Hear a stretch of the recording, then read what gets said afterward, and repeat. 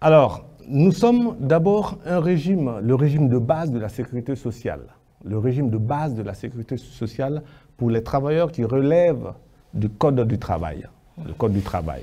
Vous avez soit les agents de l'État, les agents de l'État qui, eux, relèvent la Caisse nationale de prévoyance sociale. Tout le reste, par définition, relève de la Caisse nationale de sécurité sociale. Y compris le secteur informel. Y compris le secteur informel que nous ne couvrons pas pour l'instant, mais c'est un des objectifs. J'espère qu'on en parlera dans les perspectives. Mais pour l'instant, tout le reste, normalement, devrait relever de la Caisse nationale de sécurité sociale. Maintenant, l'obligation, tout employé formalisé a obligation de s'affilier à la Caisse nationale de sécurité sociale. Pourquoi? Parce que dans la vie, il y a beaucoup d'événements, il y a beaucoup d'éventualités, il y a des accidents, il y a des maladies, il y a des interruptions d'emploi, il y a aussi des réductions d'emploi. En cas de naissance, par exemple, en cas de grossesse, le fait qu'une femme soit en état de famille, c'est une interruption, même temporaire. La Caisse a vocation à venir remplacer les revenus là. Donc, à cet égard-là, il y a une obligation d'être affilié à la Caisse nationale de sécurité sociale. C'est une obligation, c'est une loi. C'est consacré dans une loi qu'on appelle un code, le code de la sécurité sociale, qui est en vigueur depuis 1994. En révision, bien sûr, actuellement. Pourquoi? Parce que nous sommes en train de refonder l'ensemble des textes institutionnels de la Caisse. Cela va aller. Maintenant, quels sont les barèmes?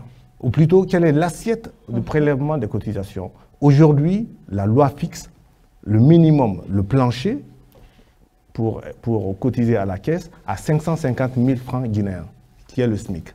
Okay. Le maximum est de 2 500 000 francs guinéens.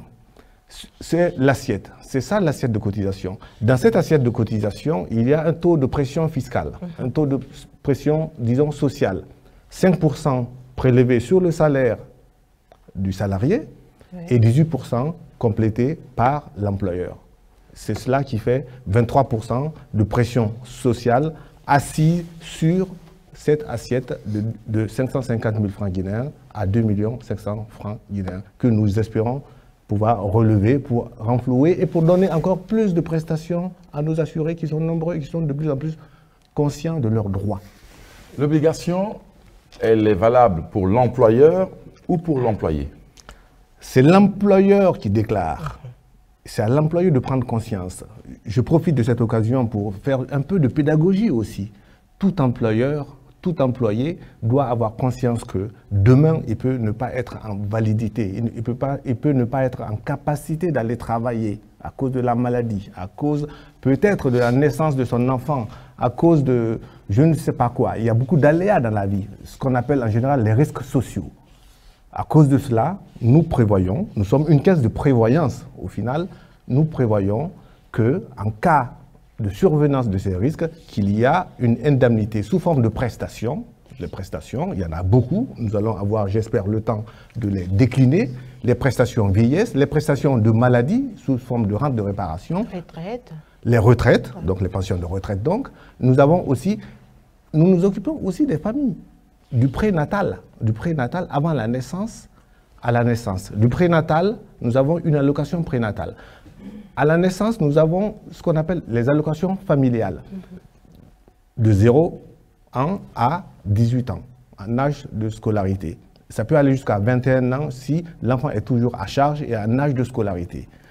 Nous avons aussi les indemnités journalières. Quand une femme est enceinte, il y a une diminution, une réduction de son travail salarié. Donc du coup, la Caisse nationale de sécurité sociale a vocation, est obligée à venir remplacer ou compléter la somme qu'elle perçoit mensuellement sous forme de salaire pour remplacer cela, pour compléter, pour qu'il n'y ait pas de rupture de revenus dans une famille.